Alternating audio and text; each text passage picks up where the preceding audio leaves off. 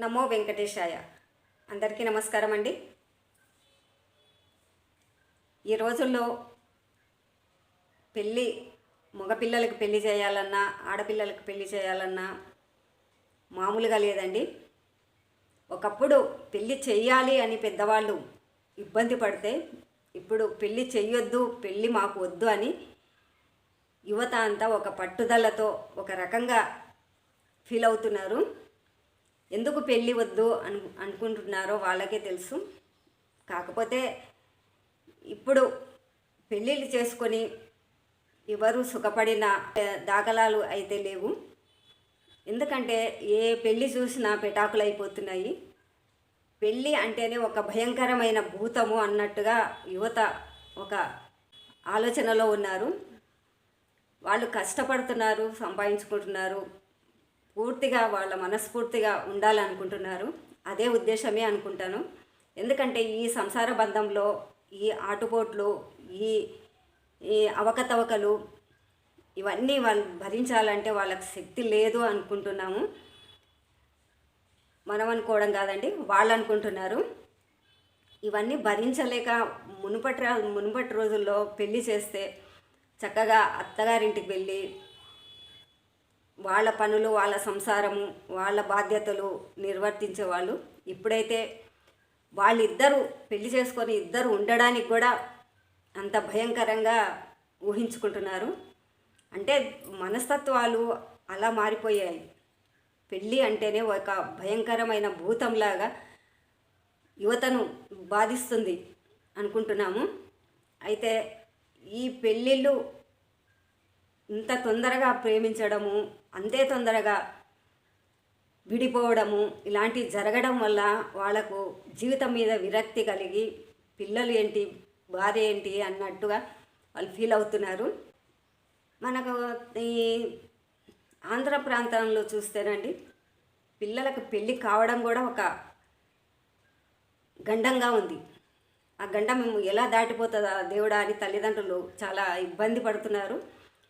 మంచి జాబులు వచ్చినా పెళ్లి చేసుకోవడానికి ముందుకు రావట్లేదు అమ్మాయిలు కానీ అబ్బాయిలు కానీ. ఇంకా అమ్మాయిల సంగతి అయితే మామూలు చదువుకొని ఏదో జాబ్ చేసినా చేయకపోయినా ఒక అయ్య చేతిలో పెట్టాలని తల్లిదండ్రులు ఎంతో ఆరాటపడుతుంటారు. అదొక సాంప్రదాయం కూడా. అబ్బాయి కోసం వెతికితే మద్రాసులో ఉన్నాడా, బెంగళూరులో ఉన్నాడా, వేరే దేశాల్లో ఉన్నాడా అనే ఇలా వెతుకుతున్నారు. కానీ అమ్మాయి సుఖం వెతకటట్లేదు. అమ్మాయి అబ్బాయి దగ్గర అంతే సుఖంగా ఉంటుంది అని కూడా వాళ్ళు ఊహించుకోవడం లేదు. తల్లిదండ్రుల పొరపాటు కూడా అదేనేమో. తొందరగా పెళ్ళిళ్ళు చేసి పంపడం వల్ల వాళ్ళ కాపురాలు సెట్ కాక, ఒకరి మనసులు ఒకరికి అర్థం కాక అతలాకుతలమైపోతున్నారు. వాళ్ళ ఫ్యామిలీ సెట్ కావాలంటే చాలా విపరీతమైన వాళ్ళ మానసిక ఆలోచనలు చాలా విడ్డూరంగా ఉంటున్నాయి. కాబట్టి పెళ్ళిళ్ళు అంటేనే వాళ్ళు ఒకప్పుడు పెళ్ళిళ్ళు చేసుకోవాలంటే ఎప్పుడు పెళ్లి చేస్తారా పెద్దవాళ్ళు, మాకు వయసు వస్తుంది అనే ప్రేమలు పెళ్ళిళ్ళు అనుకుంటా ఇలా పరుగులు తీసేవాళ్ళు. ఇప్పుడు పెళ్ళి అంటేనే యువత భయపడుతున్నారు. ఎందుకంటే ఈ సంసార బంధాలు ఎక్కువ కాలం నిలవట్లేదు. మన పిల్లలు, మన సంసారం అనేది ఎవరికి బాధ్యత లేదు. భరించలేనంత బాధ్యతలు నెత్తిన వేసుకొని తల్లిదండ్రులు ఎంత కష్టపడి పెళ్లి చేసినా కూడా ఈ పెటాకులు అయిపోతున్నాయి. కాబట్టి ఇలాంటి పరిస్థితుల్లో పెళ్లి చేసుకోకపోవడమే మంచిది కదా. ఇవన్నీ ఇబ్బందులు ఎందుకు, కోర్టులో కేసులు ఎందుకు, అమ్మాయిని టార్చర్ పెడుతున్నారని అమ్మాయి కేసులు పెట్టడం ఎందుకు, కోట్ల చుట్టూ తిరగడం ఎందుకు, ఇవన్నీ పెద్ద గందరగోళం అయిపోయింది యువతకు. ఏంటంటే రెండు మనస్సులు అనేది అర్థం చేసుకోలేక చిన్నదానికే గొడవలతో బీపీలు పెంచుకోవడము, పెద్ద రచ్చలు చేసుకోవడము, ఇంట్లోనే ఇరుగు పొరుగు చూసి అంటే చెప్పలేనంత గొడవలు పెట్టుకోవడం వల్ల కూడా వీళ్ళ మనసులు అనేది అతకడట్లేదు. కాబట్టి ఇలాంటి వారు ఎలా ఒకటై కడదాకా కాపురాన్ని చేస్తారో అర్థం కాదు. ఇంకా వీళ్ళే ఇలా బాధపడుతుంటే పుట్టిన వాళ్ళు తల్లిదండ్రులు అనుకుంటారు వీళ్ళకు ఒక పిల్లనో పిల్లోడో పుడితే వీళ్ళ కాపురం స్థిరంగా ఉంటుంది, వీళ్ళు చక్కని మార్గంలోకి వస్తారు పిల్లల్ని చూసుకొని అయినా అనే ఒక ఆలోచనతో కూడా ఇలా గట్టి నిర్ణయంతో అబ్బాయికి అమ్మాయికి నచ్చజెప్పినా కూడా వాళ్ళు వినడానికి ససేమిరా ఒప్పుకోవడం లేదు. ఇంకా తల్లిదండ్రుల బాధ్యత ఇక్కడ ఏమి లేదనుకోవాల్సిందే. వాళ్ళిద్దరి నిర్ణయం ప్రకారమే కాపురం నిలబడాలన్నా, చిచ్చు కావాలన్నా, విడిపోవాలన్నా వాళ్ళిద్దరి మధ్యలోనే ఉంటుంది. పెద్దవాళ్ళ జోక్యం అయితే ఏమీ లేదు, వాళ్ళు చేసే బాధ్యత వరకే చేస్తున్నారు. కానీ ఇప్పుడు యువత మాత్రం ఎట్టి పరిస్థితుల్లో పెళ్ళికి మాకు 30 సంవత్సరాలు 35 సంవత్సరాలు ఒక్కొక్కరు 40 సంవత్సరాలు వచ్చినా కూడా పెళ్ళిళ్ళు కాని పరిస్థితి, మాకు వద్దు అనే చెప్పే పరిస్థితి. ఇలానే ఒక ఊర్లో ఒక 40 సంవత్సరాలేమో అయినాయి అబ్బాయికి, మీ అబ్బాయికి పెళ్ళి కావట్లేదు అంటే సంబంధాలు చూసే పెళ్ళిళ్ళ పేరయ్యల దగ్గరికి వెళ్ళి సంబంధాల కోసం వెతుక్కొని చేస్తే అమ్మాయి కొద్దిగా చిన్న వయసు అయినా పెళ్ళికి ఒప్పుకోవడము, వాళ్ళకు బాగా ఆస్తి ఉందని ఒక్కడే కొడుకున్నాడని ఒప్పుకోవడము, పెళ్ళి దాకా తీసుకొచ్చి పెళ్ళి అయిన తర్వాత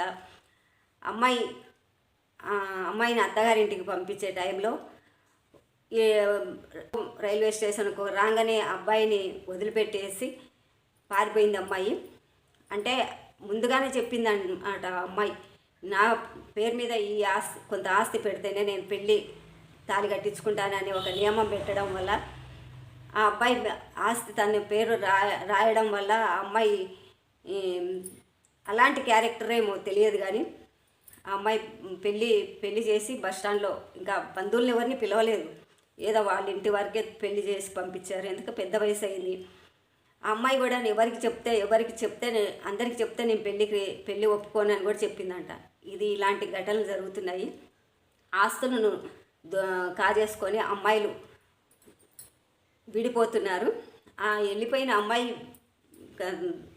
ఈ అబ్బాయి పాపం మానసిక ఆలోచనతో బాధపడుకుంటూ ఇంటికి వచ్చి ఒక్కడు తల్లితోటి చెప్పుకోగా తల్లి ఒక్కటే ఉంది, తండ్రి లేడంట. అయితే అబ్బాయి బాధపడుకుంటూ ఇవన్నీ చెబితే పోలీస్ స్టేషన్కి పోతే పరుగు పోతుంది అని చెప్పి ఆ అబ్బాయి ఎంతో కొంత ఆస్తి అమ్మాయి పేరు మీద పెట్టాడు కాబట్టి ఆ ఆస్తిని మర్చిపోయి తను ఏ ఇబ్బందుల్లో ఉన్నాడో తన తల్లితో క్షేమంగా ఉన్నాడు. ఇలాంటి అమ్మాయిలు కూడా లేకపోలేదు, ఇలాంటి మోసాలు కూడా జరుగుతున్నాయి. లేటుగా పెళ్ళైన వాళ్ళ అవస్థలు ఇలా ఉంటే కొత్తగా యువతకు పెళ్లి చేయాలని తల్లిదండ్రుల ఆరాటం ఇంకొక రకంగా ఉంటుంది. ఇలా రకరకాలుగా పిల్లలైతే మారిపోతున్నారు.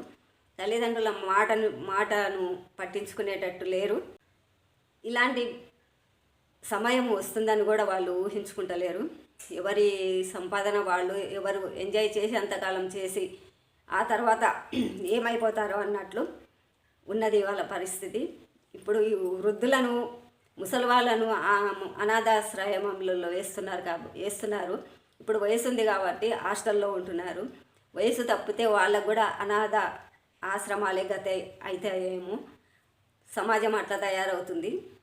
కానీ ఒకరికొకరు పొంతన లేకుండా భార్యాభర్తలు చాలా మటుకు 100% పెళ్ళిళ్ళు అయితే 90% విడిపోవడమే జరుగుతుంది. ఇలాంటి వ్యవస్థ ఈ దేశానికి ఎంత మాత్రము మంచిదో మనమే అర్థం చేసుకోవాలి.